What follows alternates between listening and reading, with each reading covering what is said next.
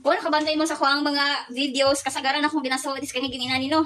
Kung nakabantay mo ani guys, mani siya ang German t-shirt oversize unisex. Tie-dye shirt ni siya ha. Kung mo palit mo 5 pieces na siya pakapin isa ka buok. So much better nga mga promo ani mo palit mo og 5 ka buok kay na mo isa pakapin. So kung 5 imong i-check out, padalaan mo ni seller og 6 ka buok. O ayan. Nindot kini siya tilagay sa kay cotton oh. Cotton niya. Dili siya igang gyud nga pagkasanina no kay mao gini nga akong ginasuot-suot diri sa kung lakaw ko kay kung zero kaya suoton no. Di ba nakabantay mo diri sa akong mga video nga inani ra magyud ang akong ginasuot. O ayan. Daghan kay ning color diha. Og style sa kuang yellow basket. Pero kung makulit mo gisa ka buok, 100 plus na pud siya. So kung mo na magigo, kung palit ba mo og 5 nga naay pagkapin isa nga maka-save mo or kining isa na ka buok nga 100 plus siya, no?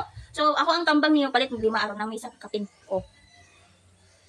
Check my yellow basket guys, basta guwapa kay ni siya nga pagka t-shirt ko. Ako gani is isa ra ni siya sa ako ang gipamilit no, kinilit sa ko diri og 5 ka buok diya gibadalaan ko ni seller og isa. So, uno mga akong nadawat. I-chat sa seller guys, o pinalitan, 5 yung bichikat, i-chat siya. Aron mag-kuan. Reply naman na siya. O, dali ra ka na siya mo-reply. Mausa na akong ibuhat. O, ayan. Pagpalit mo ni guys kay, confirm kay siya suoton.